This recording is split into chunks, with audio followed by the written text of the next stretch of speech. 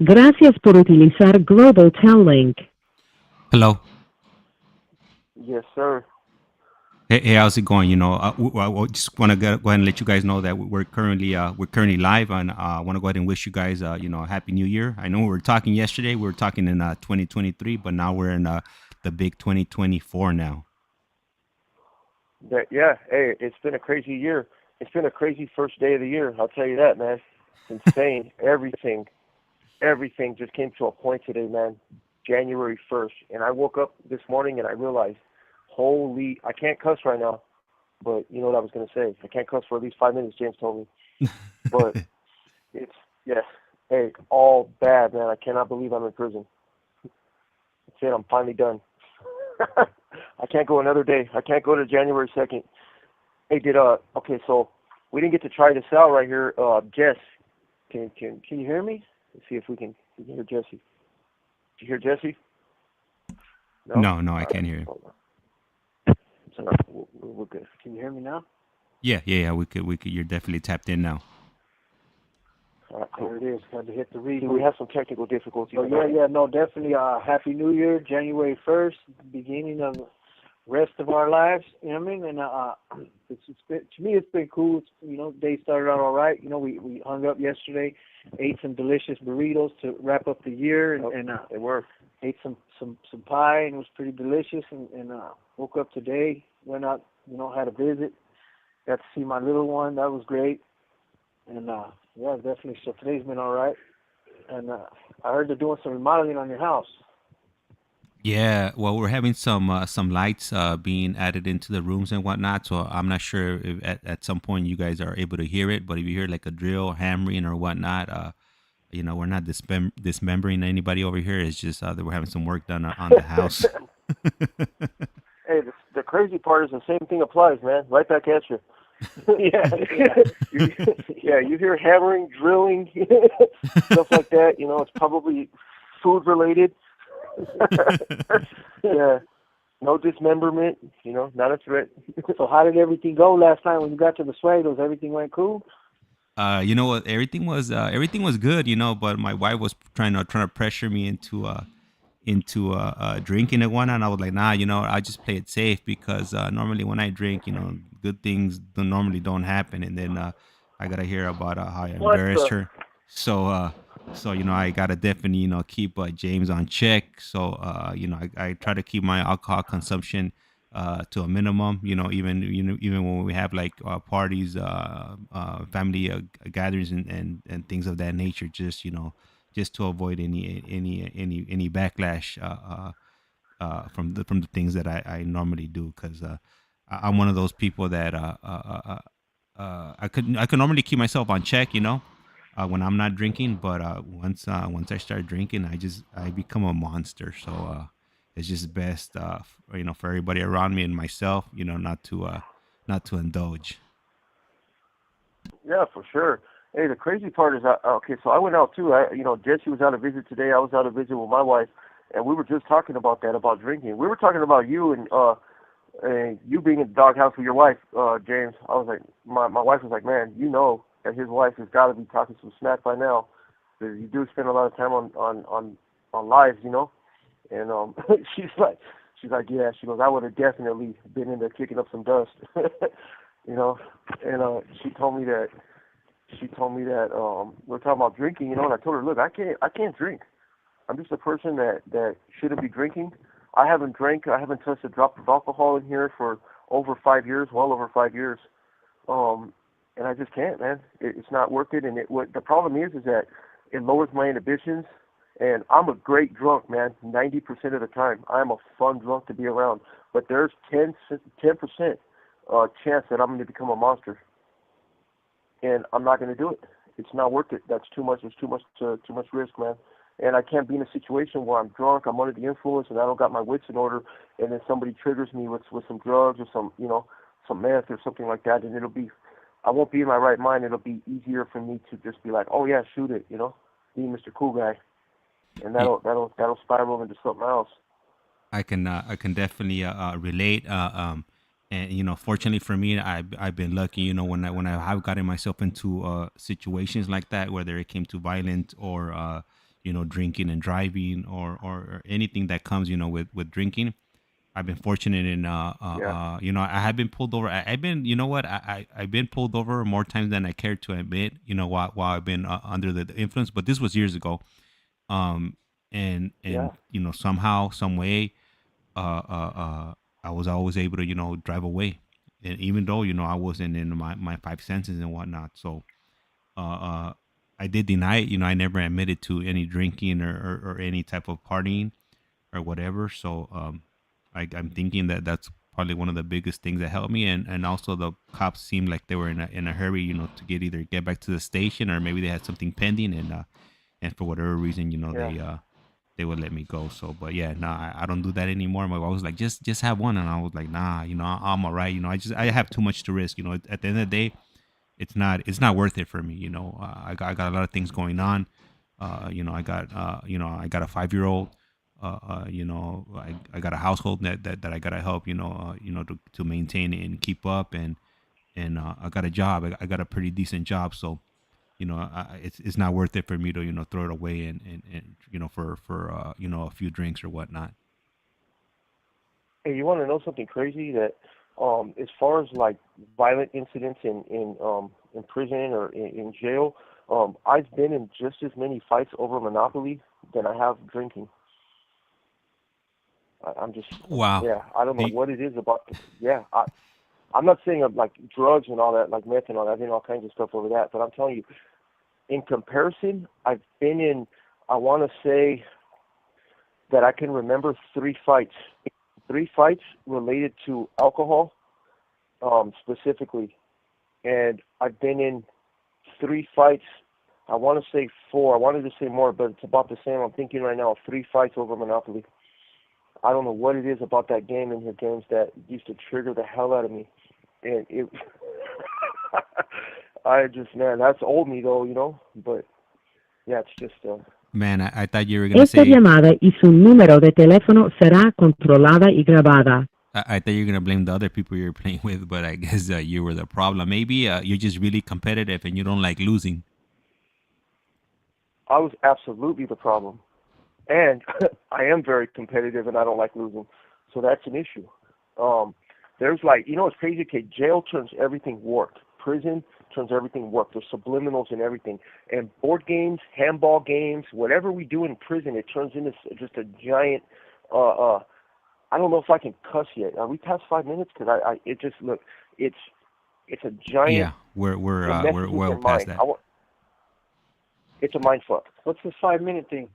Oh yeah, so I should have notified you. James informed me at one time that if we can hold off on the profanity, I think using the words prison, possibly murder, like just serious words like that, for 5 minutes, because I think YouTube has an issue with that, and YouTube sends them these alerts threatening to shut them down, or yeah. Are you serious? Yeah, and that was something that he told me a while back, and Why does it have to be the 5 minutes? I don't know, but we're good to go. I'm not sure So if whatever it is, exactly. freaking. I'm not sure if exactly 5 minutes. I think it might be a little bit lesser, but just to prevent any issues arising, you would just stick with the 5 minutes. Yeah, it's just no other way to put it. It's a mindfuck. It's subliminals everywhere, man, and it's crazy because in prison it's like there's always one person trying to outdo another in some way, shape, or form, right? And the same thing happens even in the recovery community. Not everybody's like that though. Individuals like Jesse and I, we recognize things like that. We're like, okay, well, if we're thinking a certain way about an individual that's in our circle, or where we feel like there's a guy that's trying to one up the rest, we're like, okay, well, that's defective thinking right there. That's the same type of thinking that put us into gangs and whatnot, But when you're not really knowledgeable of what's going on, our triggers are just running wild, man. And I've seen fights over Pinochle is another violent game, man. When somebody there's a lot of guys that play Pinochle in here, and there's money and stuff like on the line with Pinochle. And dudes, when they reneging is basically like where, I don't know if you know anything about Pinochle, James, do you? I'm not. I don't know how to play it, but I am familiar with it from the few times that I did go to county jail. I would see a lot of the older dudes would play it, and with Yep. those big deck of cards that they would have, and just never understood it. Yeah. Yep. these OGs, man, yeah, it takes a little while to actually become a good pinochle player. I'm pretty decent. Marcelli's an excellent pinochle player. I'm pretty decent. You know, I can. If I have a partner like Jesse on the pinochle table, then I can go with his guidance and we can win some games. You know. But as far as these guys, man, they count every damn card in the deck, man. They know every ace. They know the tens overdue the kings, and it's just, I'm telling you, it's just there's a dynamic with these cards, and these guys count them. And if you don't play a card when you're supposed to play it, that's a renege. And a lot of times they won't catch it, but these old timers, they'll catch it, man. And they call you, boom, that's the end of the game, and your money, hand over your money, that's a wrap. And I've seen a lot of fights between partners happen over pinochle. And then there's always going to be somebody on the side, like chirping at you, you know, like he's going to be on the side. Esta llamada y su número de teléfono será controlada y grabada. He's going to be trying to get in your head to distract you, that guy on the side. Or there'll be dudes that are standing behind you and they're kind of looking at your cards to see if you have that ace, or, you know, to see how they get around you. And it's crazy. There's signals, man. There's taps on the table. There's the way that they put the cards down. That's how they cheat in here. So we're suspicious from the onset, man. That's just the way prison is. You know, we're super suspicious. We're looking at everybody, and we just become total enemies, man, as soon as we sit down at that table. Board games are no different. Monopoly. You know, I got my property. I got my what do you call it? My Marvin Gardens, and you know, I'm finally getting these properties together, and then I'm trying to get in the guy's head next to me because I want the other two yellows, and I know he's got one and the other guy's got another. So I'm using every trick in the book to get these freaking cards from them. You know, I'm using prison games. I'm using mind games, man. If I had drugs, I would have offered it to them. You know, I'm doing whatever I have to do, and that's just, it's crazy that I just don't know what it is about prison that does that to us. You know, and if this dude was to give that yellow card to another guy and he was to get a set because he's got something going over me, it's on and cracking. I'm just gonna swing on him. Well, that was before. and it's happened. You know, it's like, damn, like, and then we're in a fight over Monopoly. We're getting sprayed up. Like, man, one time me and this guy, we went at it, man. We went at it for a long ass time. We destroyed the whole day room, and it was just madness. And I thought about it, so I had to stop playing Monopoly. And these are homemade games. Like, literally, I would make every single piece of money. I would make every card. I would make every we'd get toilet paper and we'd make the shapes of the little pieces and the dice. Man, you should see how we make dice, James. You ever seen jail dice? Are those the ones that are made out of bars of soap, or the ones that are made out of cardboard? Whoa, those are super, super amateur. Bars of soap and cardboard, James. Where have you been doing time, man?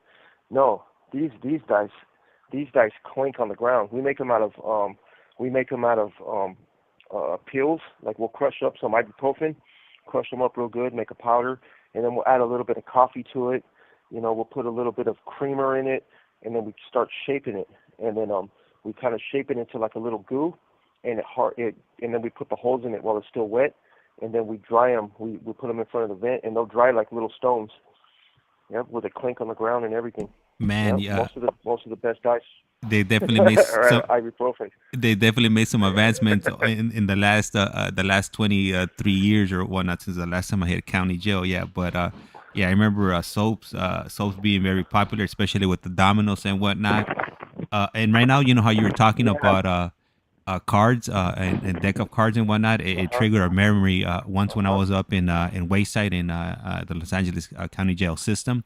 And I know Wayside, yeah. Yep. Hype, I know, what was it? Was Supermax. Le queda un restante de 60 segundos. I was about to say high power, but I never been in high power. Yeah, but I've been to Supermax. They got Supermax. Yeah. Supermax, yeah, as in Wayside. And there was this one time that somebody left out a deck of cards out. And this one dude picked it up, and then the dude that left the deck of cards out was asking everybody. I think he did like a shout out, like asking for his cards. And the dude that took them, yep, you know, he fessed up. He was like, "Oh yeah, I just saw them, you know, sitting out there." Oh man, they had been trying to get this dude because this dude, he was an older dude, but he was like always making like really dumb mistakes. Like come on, like dude, like you've been doing time for a long time. You're making like some serious rookie mistakes, and yeah. And they ended up getting him a calentada. They ended up they did a 3-on-1 because he was a little bit bigger.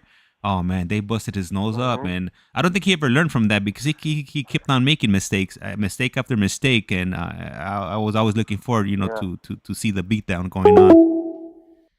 Anyhow, sorry, I definitely missed the 60-second mark. They should be calling us back shortly, and if you're just tuning in right now, I want to go ahead and wish everybody a happy 2024, happy New Year's. And as you can tell, I'm getting a little bit more loose, a little bit more comfortable behind the microphone. I think it's this mic that I'm using. It makes me sound like I'm on the radio. I do have two different setups. I'm not sure if you guys could tell when I'm using the different setups and whatnot. So on this setup here, I cannot display the messages on the screen. So on this computer, I'm using a Dell computer with the Windows operating system. The other system, I'm using a Mac computer, and that one allows me to put like the messages and whatnot on the screen. And we got a call coming in, and I gotta pick it up. Here we go. This call is now being recorded. Esta es Global Telling. Usted tiene una llamada prepagada de David Lopez. un preso recluido de la prisión estatal de Centinela, California. Esta llamada y su número de teléfono será controlada y grabada. You have a prepaid call. You will not be charged for this call. Para aceptar esta llamada, diga o oprima ahora el 5. Gracias por utilizar Global Telling. Hello. Hey, my bad, James. Hey, that 60 seconds came on in Spanish, and I completely ignored it. I had no idea what she was saying. Yeah, I was like, I don't know what this chick is talking about, this robot chick in Spanish, and just go on with your story. Yeah, so my bad. Hey, you were at the calentada. Now, for the listeners that don't know what a calentada is, that's an ass whooping. Yeah, man. That's They like basically when you're getting checked. yeah, they got the three biggest dudes in the unit there, and they moved the beds out the way. And he tried to, I gotta give him credit. He definitely, try to, handle it. But unless you're like a Bruce Lee or like a professional boxer, I mean, it's only gonna get you whipped. What was that? You're getting whipped. Oh yeah, definitely. You're gonna get whipped. Yeah. They once they hit him in the nose, that's it. It was all over. They got on him and man, and you know what? It was funny because a lot of times, or most of the times, people would take those opportunities, to take out their anger on somebody else, whether their chick wasn't picking up the phone, or their chick didn't put money on the books, or their mom didn't come visit them, or they had a bad outcome at court. So those are the dudes that were always raising their hands up. They wanted to hurt somebody, to let out their frustration and anger and whatnot. So. Yeah, I saw a lot of those things. I never participated in it. It wasn't my thing, but I did enjoy watching them, sitting on the sidelines and, act like I wasn't looking, but I was definitely looking out of the side of my corner because I definitely didn't want that to happen to me. That's a learning experience right there. Yeah, that's the thing about calentadas too, man, is that, look, there's some big dudes, man. I see some big dudes where he had something coming and he knew it too, like, and he was just arrogant, and I respected it though. Like, this dude does not care. He's like, whoever comes at me, I'm knocking the first one down, and whoever that's going to be, he's going to get dropped pretty good, but the problem with Mexican gangs is that there's so many members, there's so many people involved, so there's like, if 3 people don't work, they'll send another person, and then those angry people you talk about, they'll get involved. Next thing you know, I always said there's nobody that 10 Mexicans can't take care of. Man, you got that right. Eventually he'll go down, and if he don't go down, the whole tank will jump him. You'll see. It'll be like, damn, like everybody's just getting it, But yeah, I always seen the big ass dudes and be like, man, I would hate to be the one that they send on that guy, You know what? Yeah, but that's. And right now, when you say that about the 10 Mexicans jumping on somebody, it triggers another story. Yeah. When I was in Pitch's detention center. I'm not sure if it was medium north or medium south, but anyhow, it was like a dorm living. But this was different than any other places that I had been in the LA County jail system, because in this dorm you can actually, like, if you could open the door to walk outside, but you couldn't walk outside. But if you did open the door, you were outside. You could like breathe fresh air, and there would be a cop or a sheriff right in front of the unit. And this time of the year Yeah. was cold, so they would have like a little fire going on. Anyhow, during this time, in my county jail experience, they had there was a lot of tension going on. So a lot of the units and dorms and whatnot, they were segregated. So like in this particular dorm that I was in, it was nothing but Hispanics, Mexicans, and just Hispanics, and there were some whites in there. Anyhow, Yeah. I after that experience there, I realized that I didn't like those units. I didn't like those units where it was all one type of person, because what would happen was that there would be a lot of inner turmoil, and a lot of people are watching what you were doing just so they could Yep. take out their frustration on you, opposed to where a unit where it was equally divided. You wouldn't see things like that happen. And uh, uh, I don't remember exactly what the issue was, but there was a paisa. He did something, and the um the Southerners wanted to get themselves involved. It didn't involve them, but they wanted to beat somebody up, so they took it upon themselves to regulate this person that they should have never regulated. And after that moment, I was like, For man, sure. I prefer being where there's a equal racial breakup, because things like this definitely do not happen. And it was vicious. Vicious. I think the dude the dude that they took off on, he was heavy set. So I wouldn't be Yeah. surprised if like 10 dudes actually jumped on him, and they really did a Esta number on him. llamada y su número de teléfono será controlada y grabada. All right. Yeah. Yep. Yeah. So Now, and the crazy thing, Jesse got the catchphrase for that one too. what is About it? the one about too many people together in one spot. You got nowhere to get. Oh yeah, no, definitely. It's you're 100% right, because that's how in my county jail our tanks used to be segregated in the same way, and that's where I got that term from. That whenever there's no food in the water, sharks turn on themselves. Yep. And whenever there's a common enemy, they tend, the homies used to band together, Yep. and it kept a little unity, it kept a little bit of order and this and that. But when there's nobody else, when there isn't a common enemy that they need to worry about, they're exactly like you said, they sit around and start nitpicking over exercises, over cleanup, over just the smallest little thing, because people are that it's just the predator nature in the gang member and the criminal mind. You know what I mean? Like that, it just goes to show, and so and that's how sharks are. There's no food in the water. You'll see them; they'll start attacking each other. You ever seen it on Shark Week? You ever get a chance to see it where they got sharks in isolated areas and in certain tanks and stuff like that, and they'll start biting on each other because there's nothing else to eat. And that's exactly what it is.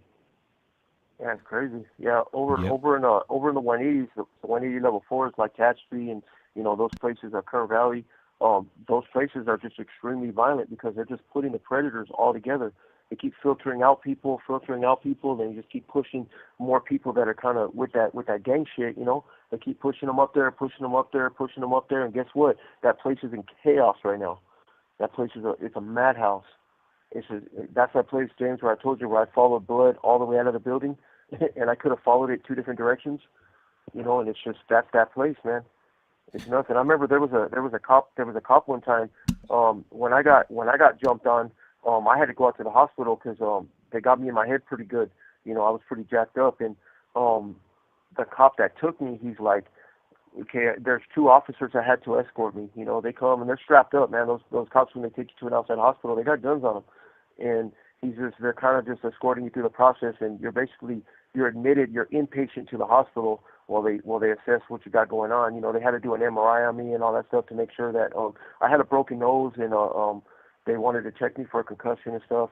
But the officers that were sitting right there, they were both talking, and the other one was all happy because he was attached. He's like, "Oh man," he goes, "It's going to start snowing soon," because it happened. Matter of fact, it happened in December. That's when I got hit, and the other cop was just like, "Man," he goes, "I just have thoughts of people just throwing snowballs and they're full of razor blades," and that always stood out to me. I was like, "Damn, that dude, that's all they think about," Like, he's like, "Man, they're just snowballs with razor blades. That's that yard."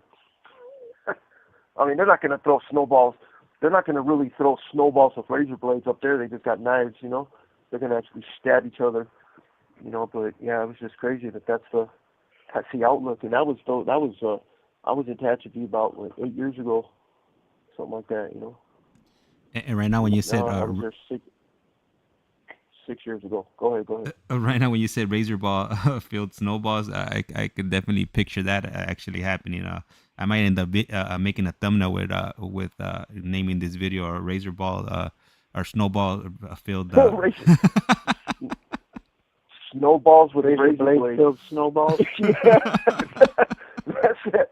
Yeah, and it was just, and you know the crazy part is there was a look of like, it was just a look of just not, I don't want to say defeat on the officer's face. It was just acceptance. This is what it is. That's that environment. Snowballs with razor blades in them. These guys can't have nothing nice, man. They're not going to have fun. If they throw snowballs, they're going to find a way to hurt each other with them. You know. It's crazy. And so what'd you end up eating last night, James? So last night, okay. So I cheated before I left. Earlier on in the day when I was on the street, I went and I stopped and I bought some Salvadorian tamales. I picked up 8 of them. I was like, we might as well have something ready for today because a lot of places are gonna be closed. So, I stopped by really quick, picked up 8 tamales, brought them in. And then right before, so I got ready and then I ate a tamal before I went over to my lady's parents' house. And then, so I ate that. I'm not sure if you guys ever tried them before, but man, I don't discriminate. I love all tamales, but, those are the ones I'm accustomed to. Those are the ones my grandma used to make. What's the difference? So the chef wants to know the difference. So a Salvadorian a tamal, the way I could describe it, it's so Mexican tamales are dry, all right. A Salvadorian tamal, it's a lot thicker. It has a lot of more masa on it, and it's moist. It's moist. Yeah. I guess the difference would be the type of harina they use. Moisture. Yeah, or the flour or whatever they use. The flour content. Yeah, I'm not exactly sure. I've never made a tamal, but I'm assuming they use flour or corn or whatever they use. But cornstarch. And then in a Salvadorian tamal, they put like huge chunks of chicken with like potato. Or garbanzos or what else is it? Olives, green olives. Olives. Yeah. Or sometimes they'll put vegetables. I hate the ones with vegetables. I don't like carrot. This call is now being recorded. Global Telling. Usted tiene una llamada prepagada de David Lopez. un preso recluido de la prisión estatal de Centinela, California. Esta llamada y su número de teléfono será controlada y grabada. You have a prepaid call. You will not be charged for this call. Para aceptar esta llamada, diga o oprima ahora el 5. Gracias por utilizar Global Tel Link. Hello. Hey. All right. Hey, So, what's up, man? hey, how's it going? Welcome back. Sorry about that. So you know how earlier on, we were speaking and I was telling you that we were having some lights and whatnot being put into the room. The electrician ended up unconnecting or touching some wires and the power ended up going out in the room and that's the room where we have all like our internet equipment, our router, our modem and everything. So we went dark for a few moments, but we're definitely back and I believe the point that the conversation was cut off at where I was talking about the tamales. And the Mexican, I was giving a comparison between Mexican tamales and Salvadorian tamales, and I did see some of the comments about I guess about me making the comment about the Mexican tamales being dry. I mean, not that I'm trying to stir up the pot or anything. It's just that's the only way I could compare them. Compared to Salvadorian tamales, just based on like the texture and the way they are. I mean, if you ever had if you ever tried, either of them, then you will be able to you would know exactly why I'm describing them like that. But I'm not sure as far as when the live went dark. So I'll just go ahead and recap. The differences between the Salvadoran tamales and the Mexican tamales. So the Salvadoran tamales. Go ahead. You can't pull back. Man. You gotta stay on it now. Like, yeah. You gotta double down on your dry comment. Yeah. There's gonna be some conflict rising. But okay, go ahead. Yeah. And I'm definitely and I was trying to stay conflict free. But sometimes it just comes with the territory. But so. Salvadoran tamales, they're about, I would say, compared to Mexican tamales, I would say it would be the size of either 2 or 3 Mexican tamales put into one. And then... What the fuck? Hold on. My hands have been burning me? Damn. Okay, go ahead. It's like... You know what? Go ahead. You know what? I can't believe what I'm hearing right now, Jesse. This is blasphemy. You have the number to that super prison over there in El Salvador. Yeah. See if they have another bed. Yeah. See if they have another bed for James, because this blasphemy, this tamale blasphemy right here. Yeah. Okay, go ahead. Next. So, all right. Hey, and they load it up, man. They load it up with chicken, like big chunks of chicken, and then they put a lot of potato in it, and some people put veggies on it, but I prefer not to mess with the veggies. I'm not big on veggies when it comes to tamales and whatnot. And the texture, it's really wet. And I like both. And just to throw this out there. I do have a brother that's he's Mexican and Salvadorian, but he was raised in Mexico. And and we're trying to let you in, James. We're trying, yeah. That's what you have a brother. Your brother is not going to save you from the tamale. He's going to say you have a brother and that's it. Yeah. I have a brother who's half tamale and half Mexican. Esta llamada y su número de teléfono será controlada y grabada.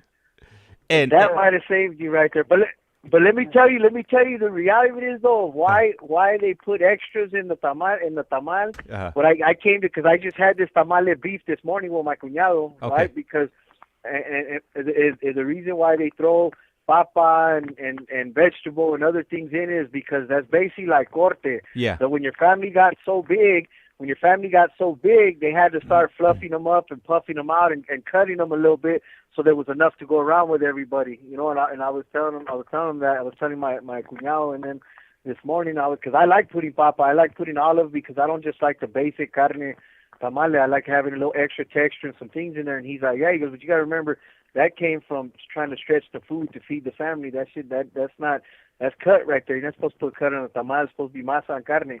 And I said, okay, well, excuse me for the bouginess, for the people that had enough to fill theirs with carne. But I know when I was growing up, they put papa on the tamal. And you know what? And to throw my 2 cents on that cut right there, I think they use more of the what is it? What you said? What is it? Chicken and flour, or what? Or the masa? I think they put more masa, because masa is more cheap. So yeah, if you got a cut of chicken, then you were definitely doing good. But yeah, most likely you're going to be getting a cut of masa. So yeah, you're definitely right about that. Yeah.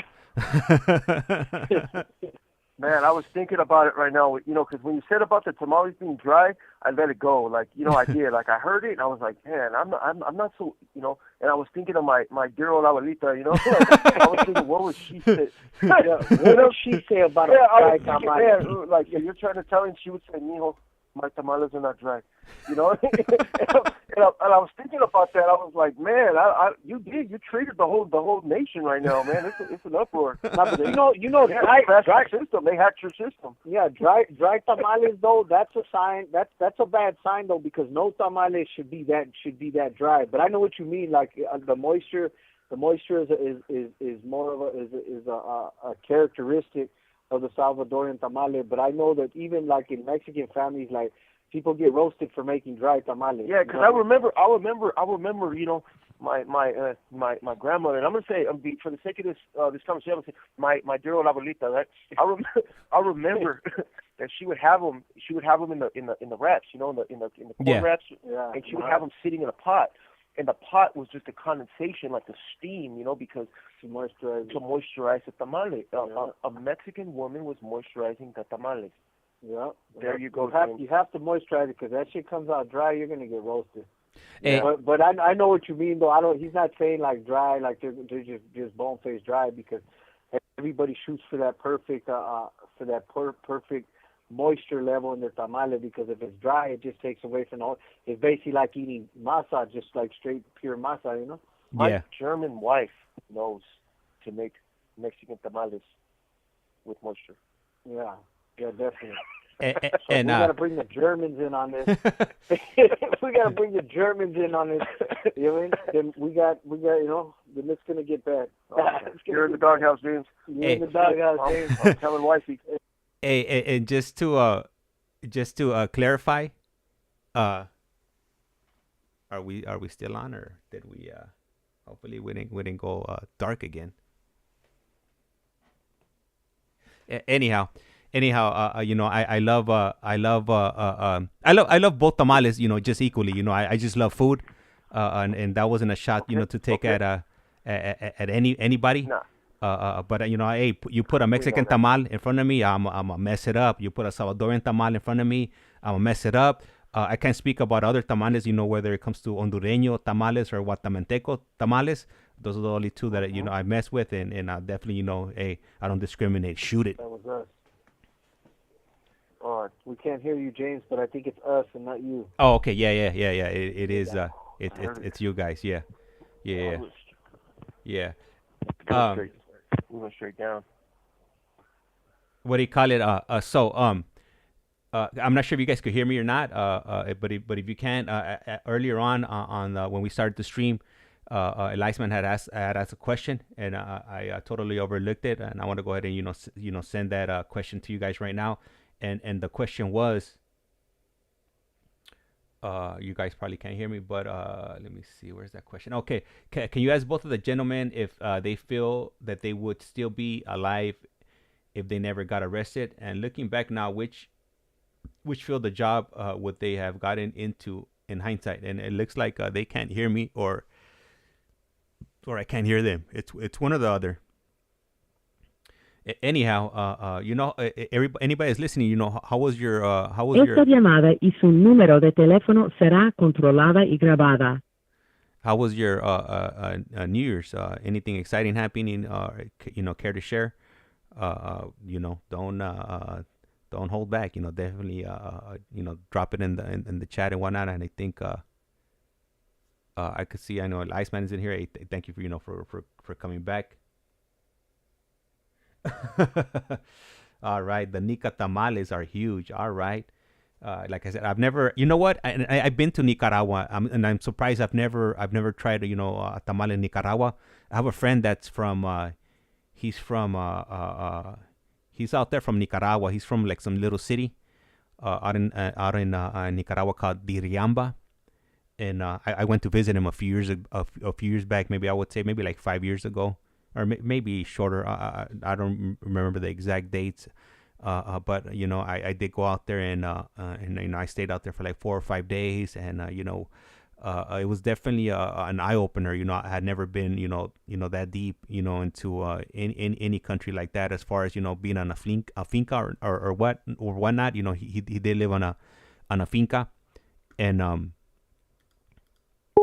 it was a trip because when I went out there, he bought like this bug zapping machine, just because I was coming out there, and I'm not used to like seeing any big bugs or anything like that. So he ended up buying like a net for the bed, you know, where I would sleep, and I remember like that first night, like we had to go indoors as soon as it got dark. You had to go indoors, and that was because you were gonna get murdered or anything like that. It was because the bugs, you know, he lived on this finca, and all these bugs would be out as soon as night came out, or nightfall.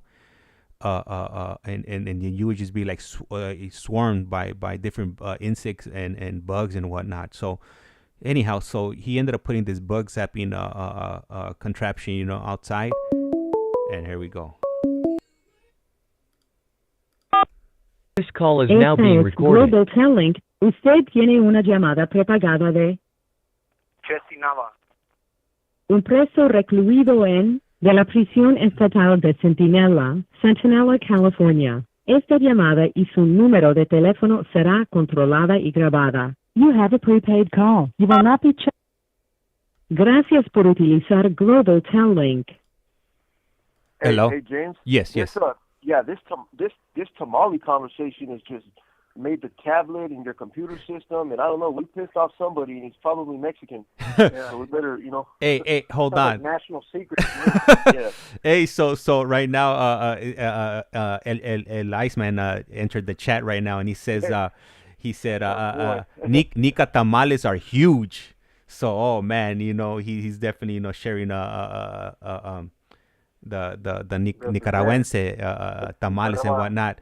And you know what? And before I forget, El Iceman, he had a question in here for you guys earlier on when we started the first stream, and he ended up dropping another comment right now. So I'm gonna go ahead and read those off to you shortly. So right now, when we're having issues, with the or you were having issues with your tablet, where they're trying to mess up our conversation here. I was telling the audience, anybody that was listening, that I've been to Nicaragua before, but strangely enough, I've never tried Nicaraguense tamales, even though I was out there. And what the? Yeah. What kind of uncivilized savage are you?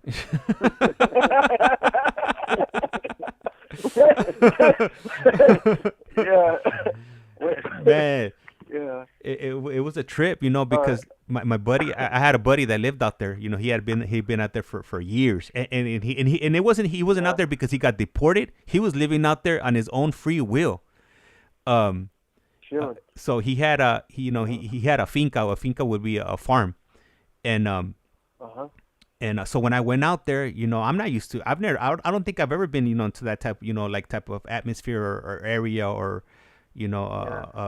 that type of a scenario. So anyhow, the day before I get there, he buys this bug zapping machine, and he was telling me, when I get there, he was like, "Hey, we can't be out here past the dark." And I'm thinking, "Oh shit, we're probably, probably like some some capuchados would come out and probably make us disappear, whatnot." But nah, it wasn't all that. It's that when it gets dark, all these bugs come out at night, and Damn. So anyhow, He had a tamale farm, huh?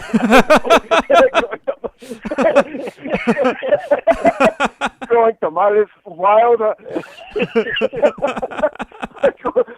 Harvesting tamales out there. Yeah, dude. Go ahead.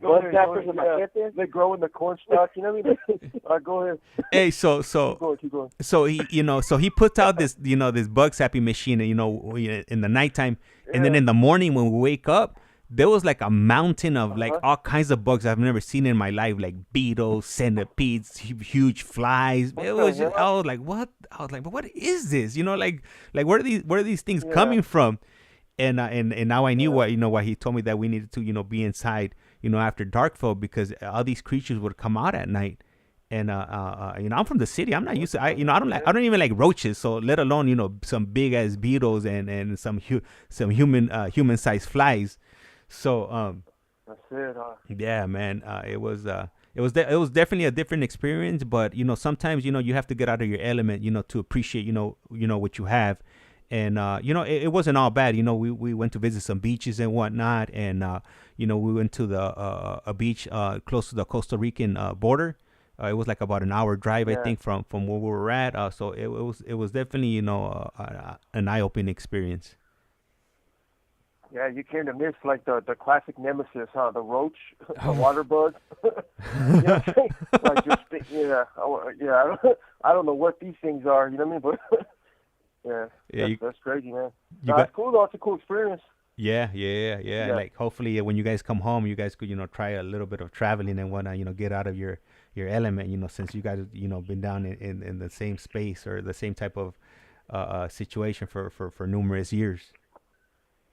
Yeah, I'm staying away from Mexico, man. Because me and Mexico are done right now. I went to prison over there. I'm good. Mexico's. I traveled.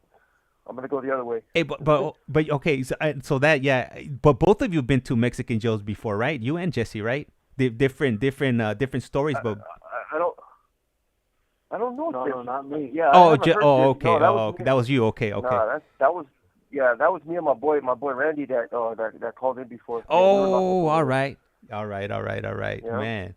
Hey, maybe he knows Jesse real well too. Maybe Same group of people, pretty much. Maybe we could have him call in one day, and he could give us his version of events. You know how everything played out through his eyes. Hey, I would love for that to happen. And matter of fact, when we're done today, I'm gonna reach out to him because he's a pretty cool dude. And he's really got his life on track. You know, got out there and he's doing what he's supposed to do. But yeah, I would love that. That's a cool thing, man. Yeah, perspective. It definitely, and we definitely, I want to hear from people like that, that have, been, gone down that path, and now, they changed their life, because ultimately that's what it's all about, the message that we're trying to push right here, that, prison doesn't have to be, you could, there is life after prison, and you could do, something positive with your life. Even though, you know what, look, I've never been to prison, but, I did go through the juvenile system, and I did go through county. And, some way, somehow, like that's just become part of me. I think about it every day. It's like it's in like part of my DNA now, as weird and as funny as that sounds. It is. No, it's true. And I told you that. I told you that when I was walking you through my story. Every single place that I went through, I left a piece of me there. A part of me still exists in that location. A part of that place is with me now. And it's always going to be there. And that's just, I understand what you mean. Those things are traumatic experiences, man. And there's a lot of happy times too, though, that we experience in those times, and that's what's so complicated about those experiences.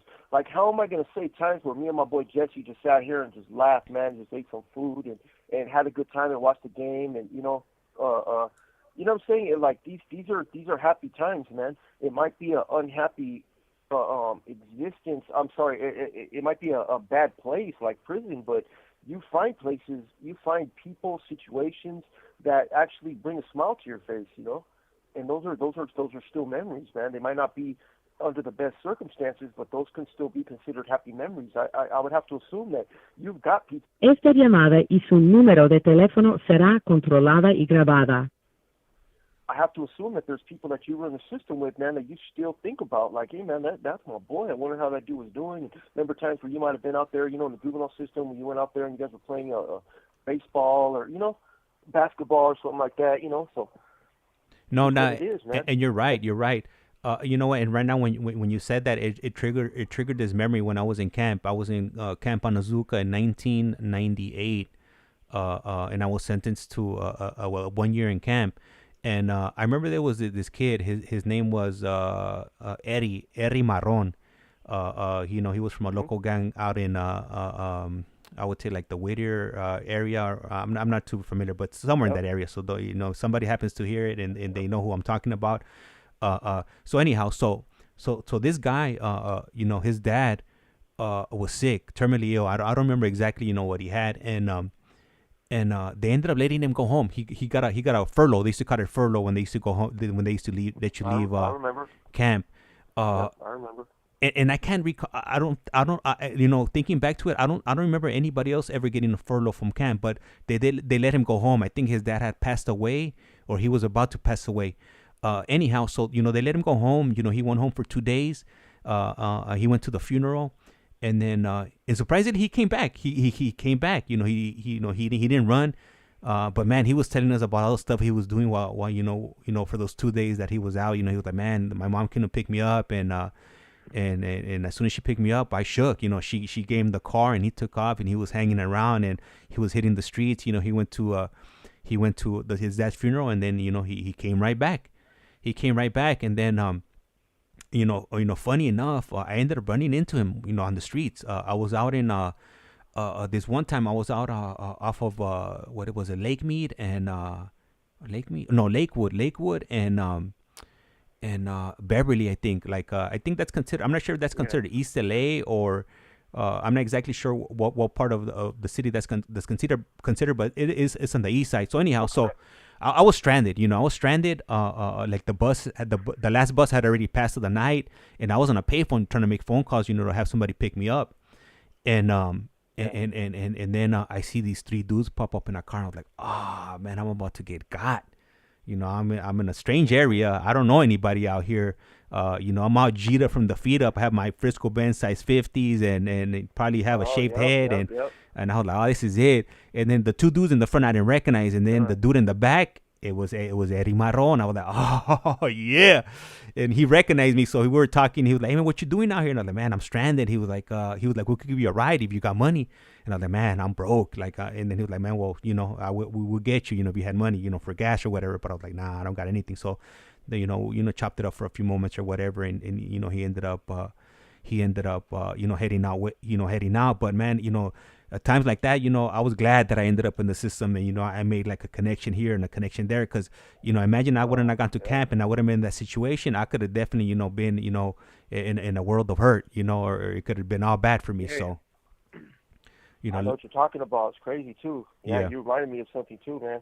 You reminded me that I pulled in one time. I pulled into this apartment complex and there was like a little blind spot, and I turned the corner and there was like 20 members of a gang out there, and they all had that look, then like they'd been up and they were just on some grimy shit, and and I just pulled in the car. It was like one of those things where you're better off I probably should have just backed up and just gunned it out of there, but I thought, I'd just be better just looking like I belong here, so I just pulled in, I backed in, and sure enough, all them dudes started coming around to hit me up, and then right away, one of them came in the middle, and he was like, what's up, fool? Where'd you get out? And I'm looking at him like, and I know that feeling. You were just like, "Oh yeah, I'm not gonna die right now." Not today. It's not my day today. It is not my day. It is not my day today. You know what I mean? But yeah, I know exactly that feeling too. And I met him in the system. He's like, "Hey, I remember whoopie whoop and woody whoop." And now his homies were looking at me like, "What's up?" And it was just it could have gone differently. Yeah. So. Yep. Hey, what's up with the Iceman, man? We left Iceman hanging over there. Oh, okay. Yeah. Thank you for bringing me back. But before I do that, Randy just tapped in and said, he said, "What up, my boy? I'm in here." There it is. Oh shoot. Hey, Randy. He is. He heard. Hey, yep, Randy, would you be interested in calling in so we could go ahead and get your version of events? When you guys ended up in that jail in Tijuana, Mexico, or TJ. And then, Mexicali. Oh, Mexicali. Oh, okay. Yeah. All right. Mm-hmm. So we'll wait for a response from him right here. If he is, then I'll drop the number, and then we could go ahead and do that. And then so let me read off of the message from El ICEMAN, and he says, "Can you ask both of the gentlemen if they had?" Let me see, what was that? Hold on, it's kind of far away. So let me. So he's asking. Can you ask both of the gentlemen if they feel they would still be alive if they never got arrested? And looking back now, which field or job would they had gotten into in hindsight? That's pretty crazy. That's an excellent question. That even Jesse right now, Jesse's like all food logged right now, and he's just kicking back, trying to stay awake, just chilling, and he like his eyes opened and he kind of blinked and he just looked off into the future. Esta llamada y su número de teléfono será controlada y grabada. Like if he just got hit with an electric bolt or something. Man, what do you think, Jess? I mean, I think that's anybody's guess, to be honest with you. It could have been. I mean, there was many situations that could have ended disastrously for myself, and so whether or not I would have been alive or not, I don't know. But I know one thing: I've seen a lot of people come in and out in the last 22 and a half years that I've been here, and some of these people, they come in looking like they were half dead. You know what I mean? So I tell them all the time, like, man, you didn't get arrested, you got rescued, And so I believe coming to prison saved my life in a sense. You know what I mean? It took a long time, to get my head out of my butt, but the reality of it is I definitely believe. Le queda un restante de 60 segundos. The crazy part is like Jess said, man, I was doing everything to basically die. you know, and I somehow survived a lot of different circumstances. Just one little thing just changed, and you know, I ran into that homie or this dude or that dude knew me. I happened to have a gun that time. There's times where I drew quicker, you know, and it's just, yeah, you just don't, you know. There's just so many things that only one thing could have gone wrong, and I would have been dead. Period. You know, and it's just a matter of, yeah, it's now. I would have gone into heating and air conditioning because I had a certification from Carrier for HVAC, and so if I would have ever, you know, been willing to apply myself, I got certified when I was in the California Youth Authority, and I could have utilized it. But if I would have done it. Oh, okay. So the call got disconnected. They should be calling us back shortly, and I lost track of things just because I went to retrieve my phone that I could receive calls on and connection and whatnot. So I'm setting that up right now. We should be good to go with any calls. Hopefully Randy, you know, could call in, and if he does, then we are definitely ready for him to call in. So I'm just gonna go ahead and wait for them to call back, and then I'll go ahead and ask them the other. I think you had another comment on their ICEMAN. Let me see here. I totally forgot. So I switched computers and whatnot, and I forgot to switch up. I forgot to switch out my information on it. This call is now being Esta es recorded. Global Talent. Usted tiene una llamada prepagada de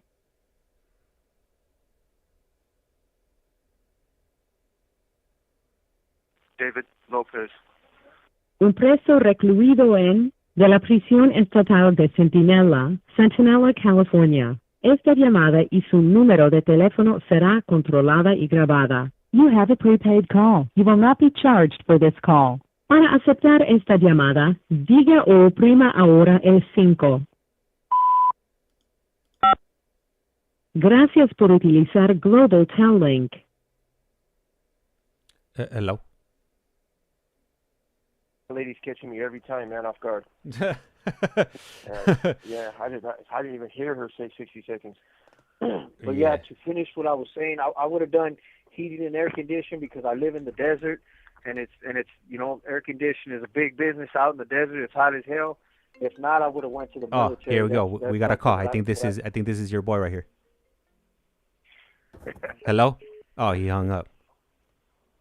Let me Yep, that's my boy. That's him. they got no reception up in the mountains. Yeah. I'm calling back. Hopefully it's him. If not, then we're calling some random person. Yeah, what the? Hello? Hello. Randy? Yeah. Yep, that's him. All right, I know hey. that voice. You're live on the air, Randy. All right, cool. Hey, so what's up? You know, hey, first of all, I want to go ahead and, thank you, for calling in and possibly, sharing your perspective on the whole situation. Yeah, when we got busted in Mexicali? Yeah, that's the one. Yep. Yeah, I was checking it. First of all, my boy had called me. I was at home kicking back. He had called me, and I guess he needed some help over there in Mexicali. Well, there's a longer story than this because I had already been to Mexicali and been in jail over there a few times. And I told him I didn't want to go because this cops knew me over there. And long story short, when we went over there, let's start from the beginning. What happened was when we pulled up, David, my homeboy was doing some stuff over there, right? And when he was let me see, I can't put this because I don't want to put him on blast. I was up to the we went to a hotel, right? And this guy walks in, tweaked out. He's got a little bodyguard right there, and one of his little bodyguards. And all his other bodyguards were somewhere else. So we're talking to this guy, and he tells us, hey, we tell him we're going to go get some tacos down the street. Yeah. You know what I mean? There's so he goes to the a piece in there, and this guy freaks out, runs out the room, and we don't know. He leaves his number on the counter right there, and we leave. Right. Well, anyways, we all go to get tacos down the street, and all of a sudden, these cops roll around from all over the place talking about where the guns at. Turns out, got us good. The cop when these cops pulled up, the cop that I was telling my boy that knew me was right there laughing at me, smiling, talking about, "Ooh, we got this guy. This guy's got money." So they got us hot, threw my ass on a hot concrete floor, talking about they already knew where the guns were at. You know what I mean? They go to the truck where I got my friend and my other boy talking about where they at, and I just told them, "Hey man, these guys don't play around. Show them where it's at, because they're gonna smoke us out there, you know." That's how we ended up going to jail out there. Yeah, they weren't playing around. These dudes, they had that hotel where they're at. It was just the front. You know what I mean? It was just the front, but they gobbled us up, and we went to jail. That jail right there, I'm telling you right now, I'd rather do time over here anytime than go do time over there. Period. You know, like. Hell yeah. Like not only that, like my boy David, he's crazy because when they put us in the police station. This is the only place in probably the world how it's like. They put you in there, line you up on chairs, put a shirt over your head, put the handcuffs on your back, and you hear people, women in there laughing, typing on their typewriters because they don't have computers; they're just using typewriters, and you hear people in the back screaming. And from where I was sitting, I think David was before me, and I was right next to him. Because when they took him in, my boy's nuts. He's a knucklehead. All I heard was, "Go ahead, you want to hear me? Hear me!" And they were effing him up. I'm not lying. "You want to hear me? Hear me? Come again." I'm like in my head. I'm telling you, David, shut up. Oh. And I from the corner of from my shirt, I could see a little bit. These guys come in and start wiping blood off their hands, wiping their face and fixing their hair. Okay, next one in, me. And they go in there, they beat the crap out of both of us. Mexicali ain't no joke. Yeah, you don't play over there, you know. And I already had beef over there with these cops because I've already been through. Esta llamada y su número de teléfono será controlada y grabada. The situation is different from David because I was blessed with money and I could always get out, you know. So when it was time for us to get out, I told David, because he was on parole at the time, like, "Hey, you know what? You go home. You know what I mean? Like, you're on parole." I end up staying another almost 2 months in jail before I got bailed out, you know? And the things, the way they do things over there, they just look out the back door, okay, kick you out. You know what I mean? And how they separate you over there is like, okay, you have a lawyer, that means you have money. Or if not, the first day we got there, we ate some pink shit, looked like Pepto-Bismol on some real shit. Yeah, like, what was the that? Heck is this? We were starving coming down, you know what I mean? Like, it was just all bad over there, bro. Yep. Like, David knows what time it is. You know, I love my brother and I miss him. You know, I miss Jesse too, though. You know, like, that guy over there. What's up, Randy? Yeah, I got some stories for you, bro. That's on some other time, you know? Man. Hey, Randy. Hey, tell him about all the people all over the floor. Remember at night? Remember at night when I freaking went to go use it? We got the jail over there, no joke. We got beat up by 3 different police officials, the AFI, Municipal, and some other one. They went to town on us. We got fucked up all the way there. That story is telling that shit's true as hell. Hey, Randy, and I just want to double. You could hear them, right? You could hear them talking. No, I can't hear them. Oh, you can't hear them. Oh, or Randy can't hear you. Something's wrong with my setup over here, man. But Randy, they could hear you, so they're over here cracking up and stuff, you know. Jesse, those two guys, I love them both, man. We've all been on crazy shit, dude. There's stories for days. Some of them can't say, but we know what time it is. But that's just how life we live out here, you know. And I miss those guys I miss them a lot. And they talk highly about you. Tell them we send our love. They you know, they send their love, and I know they said that you changed your life, and you got a lot of other stuff going on in your life. You know, my hat's off to you. You know, Yeah, right now I'm with my kids. You know what I mean? Like I'm just spending time with my kids. You know. Oh, okay, that's right. Yep. Hell yeah. That's what it's all about. You know. Yeah, Hey. let them know, James. Let them know. I'll reach out to him. I'll reach out to I him can't a hear little them, bit. but I would like to hear the voice, man. So like. David said he's gonna go ahead and reach out to you. I'm not sure what's going on with my setup. You know, I'm over. You know, I might have not disconnect. I might have not connected something correct in right. But oh, you know what? I think I know what it is. You know, talk now. Okay, maybe you guys can hear each other now. Yep, you hear me? Yeah, can you hear us? Can What the? No. What's up, doggy? Nah, he can't hear you. Nah. I thought I had it, but yeah, nah. I'm messing up on all that. right, man. Yeah. But mate, No, that's cool. But yeah, just let them know. Let them know. We'll reach out to him. Later on. You know. If you want to hear some Give him a stories, call. man, this shit's all true. You know. yeah, you know what? I'm gonna have to bring you on. I'm gonna have to go ahead and I want to hear your story. You know, and what you did. You know, to change your life around. You know. We definitely need to, hear stories like this, to let people know that, life's not over, once, even though you're a gang member or you went to prison and things like that, because, stories like that will definitely, provide, people some hope, just let them know that. On some real shit, what changed my life? I changed my life over to God, Okay, yeah. That's what changed my life to the fullest. And now, like, I can spend time with my kids.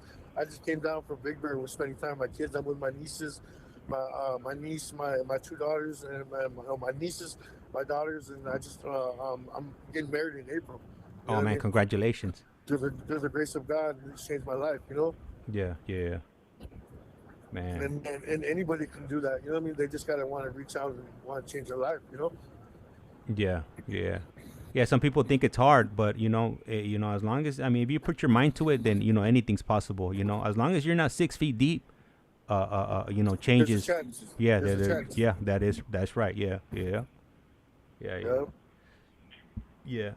All right, man. I'm gonna get back to my family. So tell David and Jesse. I know they can hear me. Tell them I said I love them. Reach out to me anytime. I got you guys.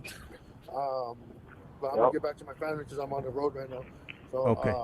Tell David I said I love him and reach out to me, please.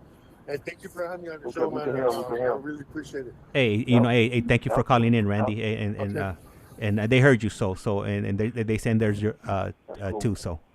Okay, man. Thank you. All right, cool, man. Thank you. Happy New Year. Tell them Happy New Year. Happy New Year. Happy New Year. Yep. All right, cool. All right, so. Yep. Yeah. So, hey, he did all right. It kind of like, God, because it's kind of you know how they say, what do they say? Names have been changed to protect the guilty. Names have changed to protect the innocent.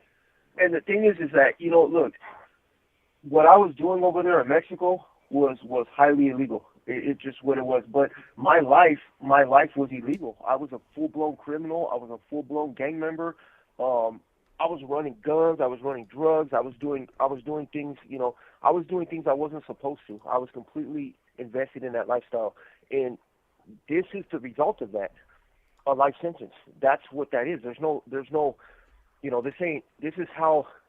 is one way a corrido ends, but most of the time it ends in murder, and the crazy part, look, so when ICEMAN, what he asked, like for me, if I wouldn't have been arrested, I got arrested so young that I didn't really know what I would have done. I was kind of all over the place, and the system saved me in a lot of ways, just like Jesse.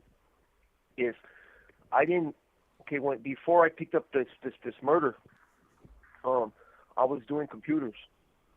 I'm real good at computers. I'm real tech savvy, so that was my trade. I can build a computer from scratch.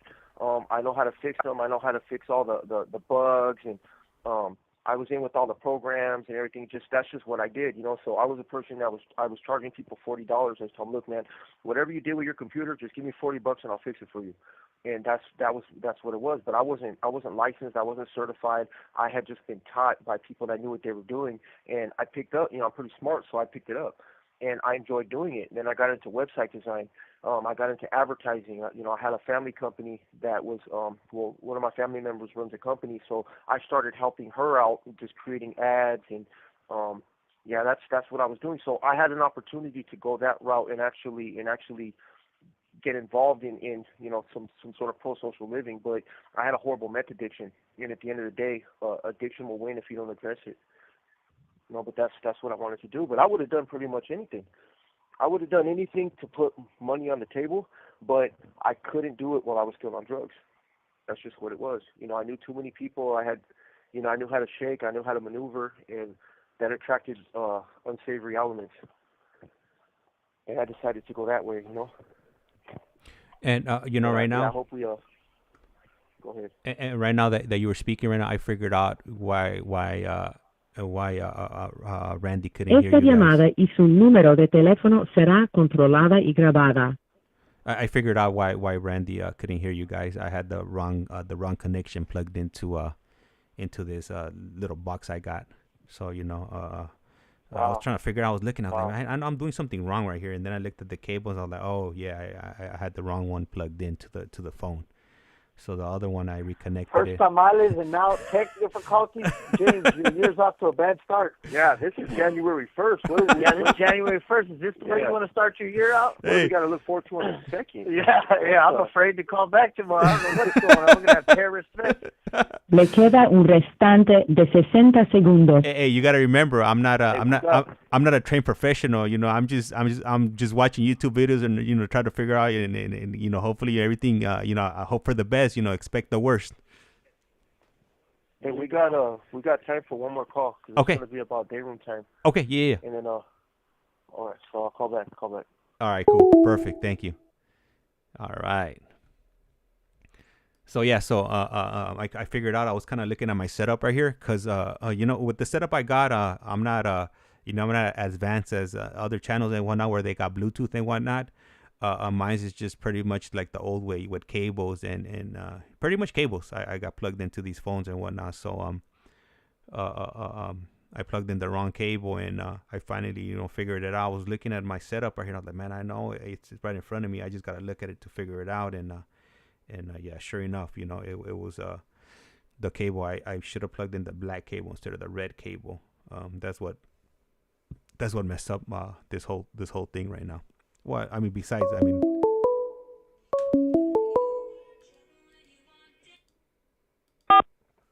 This call is now being Esta es recorded. Global Telling. Usted tiene una llamada prepagada de David Lopez.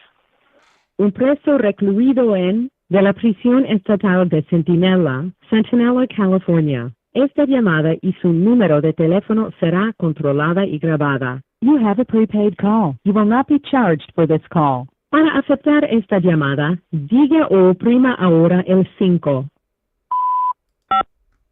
Gracias por utilizar Global Telling. all right. So we're back on. So ICEMAN just dropped a comment where he said, "Don't get electrocuted, man." I'll try not to. That definitely be a bad way, to start off the year. But earlier on, he put another message right after that question, and he just wanted me to let you guys know that that he's having a hard time, funding his GTL account. So he said he'll figure it out sometime this week, and I guess he'll be reaching out to you guys shortly. No, that's cool, man. We appreciate him. I got to respond to it. I got a good message from him, and yeah, I have to do a response, man. We've been really go, man, for being in the cell for the past 2 days. It's been crazy because we've been super busy with cooking and everything, man. Visits, but yeah, it's been insane, man. It was crazy to hear. I hope he's doing good, man. I hope IceMan's doing okay, man. I hope he's thriving, man. And a lot of what we do is for the listeners, for you, James, for our families, for the positive community. That's why we come here. And Jess is half asleep right now, but he's here. He's committed.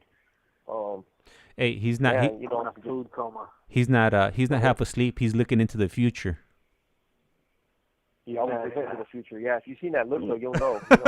And then the moral of the story too: if you ask a Mexican federal police officer to beat you, they will. Be careful what you ask for.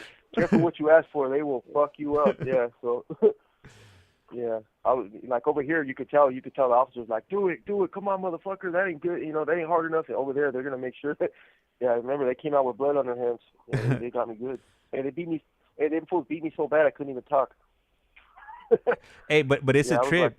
Like, it's a trip that Randy he would Esta llamada y su número de teléfono será controlada y grabada. Like he knew they knew him already. So some of the cops recognized him, and he would still go back. Yeah. So it goes to show the dedication. Well, so yeah, that's my boy right there. That's he's one of my best friends right there. And the thing is that he didn't leave me hanging over there. I was in over my head over there, and I was like, man, I need my boy over here. I need to get some equipment, so I can get on an even playing field, and we need to get busted with that, with what we had. But it was just they played things a little differently down there. I didn't understand that they actually use law enforcement as a part of their what they do, And I'm just gonna say they, them, whatever their pronouns are. Yeah, I think yeah. I think they might be identified as transparent. Yeah, shit, man. Them dudes are very, very visible. In that element right there, And I wish I can get into more, but I just didn't.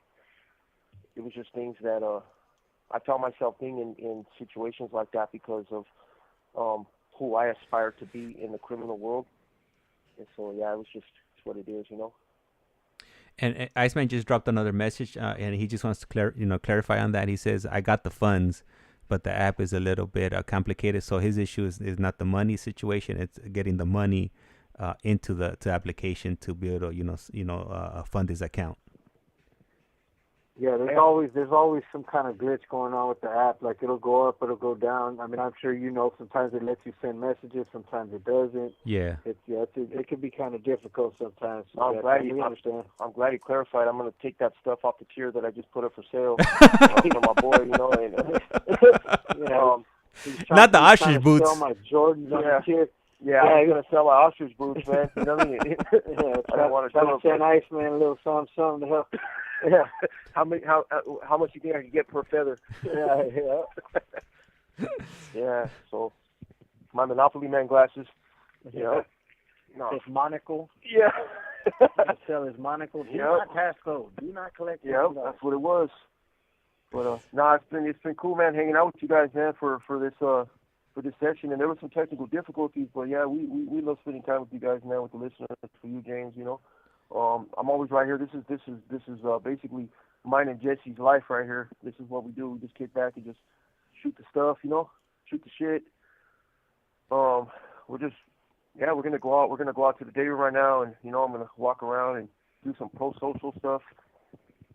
All right. That's it, man. Well, I hope these calls help you guys get out of prison, at least mentally, for whatever time we're on these calls, because I definitely forget where I'm at when we're having these conversations. The thing is that for the most part we're free already. We're physically incarcerated right now, but we're it's definitely a cool little lap of luxury, to be able to. That's what me and Dave say. We generally have these conversations amongst ourselves. Why not be able to share them with other people? And it is a little fulfilling, to be able to give some people insight into our lives and our past experiences and our goals and our our objectives moving forward.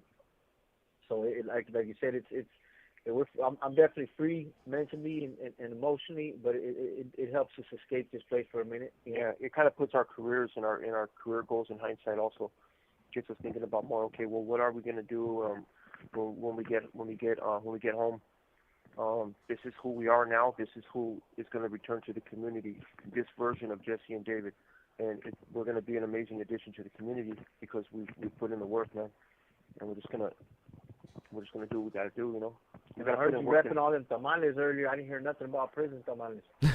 Yeah, we were gonna go into a whole thing, man, but yeah, I stole all the glory. Whole spill, man, but yeah, you stole all the glory right there, man. I now I think that tamales grow on trees in Nicaragua. I don't know. Yeah, they come tamale farm down there at your boy's farm. Yeah, they come pre-made, with the centipedes. Hey, you know what? So this is. Go ahead. Well, this is the thing, you know, with you know, you guys conversating and whatnot. You know, I want to be part of it, so you know, I'm you know, trying to jump in, you know, whenever I get the chance. So, you know, it's helping me, you know, get a little bit more comfortable, you know, approaching the mic and opening and speaking freely, if you will. Strengthening your moderation skills. Yep, that's it. You know, that's what it is. You know, Jess and I, this is just what we are. It's a part of our personalities and our character. You know, we're go-getters, and just like all that negative energy that we used in the past for negative stuff, we just flipped it right side up. Now we're doing what we got to do in a positive way, and just the same motivations, but for positive aspirations now. And we're thriving because of it. Anybody that invests all that time in that bad stuff, you know, any listener or anything like that, you know, you could just, man, if you were to just focus a portion of that energy into something positive, man, you could become an astronaut or something. Yeah. No telling, you know. Yeah. Yeah. So, I think if Jess is cool, we'll be back on Sunday, you know. Okay. That'll work. At 4:00, James. Yep. And we're gonna try to tackle relationships as tricky as they are. We've been kind of discussing it, and we wanted to get everybody an opportunity to get through the New Year holiday, and hopefully have Still have a relationship after the holiday. yeah, you know. Yeah, I want to make sure that I am my wife's New Year's resolution. There it is. Yep, and that's it, man. Anyway, James. So if that's we got a little bit of time. What you got for us, James? Well, you know what? I definitely want to give everybody a shout out that you know tuned in and tuned in today. So you know, I want to go ahead and wish everybody a happy New Year. Starting off with El ICEMAN, Randy Ruiz. We also had Eric in here. Who else do we have in here? We had Marlene, and we had Patrick Patterson. And you know what, he did put a comment on here earlier on, you know, during the first stream, the first the first attempt, I would say, at doing a stream, and in the message he put prison save me, and then we understand, we know what he means. And then Marlene put Patrick, praise God, congratulations on your progress. And then Patrick put Marlene, I deserve no praise for being a good person. Thank you, I appreciate it. Hey, that's right. A very diplomatic answer. Yeah, excellent. Yeah, and shout out to Marlene, shout out to Eric, shout out to Randy. The silent people in the background, you know. I know wifey's lurking back there somewhere, you know, just making sure her vato's in check. Let's see who else we got. Shout out to Jesse right here, even though I see him every day, man. This dude right here, I'm telling you, it's a pleasure to be around him. You know, it is. He's just saying that because I cook for him. Yeah, I hope to get some food out of that. Yeah, that's an emotional blackmail. And Randy put a message right now. He put laughing out loud. Got him. Got him. Yep. Yep. And that was cool, man. That side of the story, you know, and Randy did real good. I'm telling you, navigating around, kind of, you know, getting me thrown in federal prison. He did. Yeah, he did very good right there. Being, you know, just what do you call it? Maximum discretion with the details, you know. And it's crazy because he's a part of that story. He's a part of my story. You know, I'm a part of his story, and that's just something that we're always going to remember, man. You know, just sitting there, and it gets crazier, man. It just that little detail there, and I'm pretty sure I explained to you what that prison was like, right, James? Yeah, man. I thought I was there, right there next to you. That's cool, man. Yeah, you know, hey, you know what's funny though is that I fall right in. You know, I went down onto the bunk. I went down onto the floor. Like I was so tired. We were coming off the Crystal, you know, and I just found a little spot, you know, squeezed in between two Pisces on the ground, and I was ready to crash out, you know. and Randy was like, I just fell right in, you know, and Randy was like, man, you know, what the hell are you doing? I'm getting some sleep. It's like they said they're gonna get us a bed, you know, I was like, yeah, well, you know, come wake me up when we get a bunk. I'm gonna be right here kicking back. Esta llamada y su número de teléfono será controlada y grabada. Man, I would have been straight Hey, panicas. that pink. Yeah, but the thing is that you can't, you know, you can't really change the situation. Being like, it's okay to be afraid, like that's a natural human emotion. But when you're in situations that are kind of like out of your control, or you know, you just gotta step up and just do you. Just whatever, you know, you're not the first person. That's how I look at it, right? You're not the first person to go through something like that, and you sure as hell ain't gonna be the last. And not every single person is just, it's not a death sentence. You're not the first person going through them interrogation chairs. You're not the first person that cop probably hit that same day. So you just got to kind of go with the flow, you know. But I didn't make things easier with myself because I was a pretty arrogant bastard, pretty stubborn. So I was like, whatever you guys do, like I don't care, like do it harder, you know. And yeah, I learned. Don't tell them that. But you got to learn somewhere. You know, you got to every lesson is learned somehow. So. That's what I'm saying. I ain't going to Nicaragua. I ain't even passing through Mexico. I learned my lesson. I'm going to stay right here in the U.S. of A. You know? Oh, man. I'll go to Canada. And I forgot, we actually got pulled over by the Nicaraguan police, and that was a whole experience. Also, you know, I thought we were gonna get pulled, put on the side of the road and end up with some bullets in our head because they weren't too happy with the responses I was giving them. Yeah, so you should have learned from me. If you would have listened to the story ahead of time, you would have don't do that. You know? Yeah, don't do that. Yeah, give them whatever response they want. You know, and what I learned is you're supposed to always have like a little. I don't know about now. I haven't been over there in a while. You know, that was like, man, almost 20 years ago. But I was told that you're supposed to have like your money in a real stash spot, and then you're supposed to have money on you that they can just kind of take. You know, but like, hey man, you know, this is all I got, and they take it, and they'll be like, they'll get mad. They'll probably just take it, push you down. You know, just damn, that's what it is. And but you got your money. You know, you always got to have like you got to have that, what do you call it, like a distraction money? Yeah. The decoy, keep them. Le queda un restante de 60 segundos. Man, there she is. She hit us. Hey, that's the cue right there. Us, man. So, hey, like I said, man, yep, it was a pleasure, man. I'm very, very happy to have spent this time with you guys, you know, on this New Year's. Yep, absolutely. Sorry if I seemed a little detached tonight, a little comatose from the food and wrestling with my son all day at the visiting room. But you know, them little 7-year-olds, boy, they're wild. You know what I mean? So I appreciate everybody whoever tuned in, and definitely for checking in, Randy. I appreciate you being there for us, James. Happy New Year's to everybody. Yep. And ICEMAN and everybody else who faithfully listens to the podcast. We appreciate your support. And you know, let's see what this new year holds for us, man. It's I think it's gonna do great things for us. You know, hopefully, maybe I might get a chance to rock up out of here this year. Who knows? And to my beautiful blue-eyed German girl, you're my inspiration. Fighting, schmiting, fighting. Can't wait to see you in 2 weeks. All right, hey, you know, it definitely I had some good laughs today, and you know, with that, you know, I appreciate you guys tuning in, and you guys, hopefully you guys have a good year and had a good day, you know, with your families and whatnot. And I gotta get back to mine because I've been spending way too much time on this computer over here, and my wife still hasn't complained today. So, you know, that might be something might be coming my way. It's too quiet over there. And with that, remember, life's like a candle. Once you blow it, it's lights out.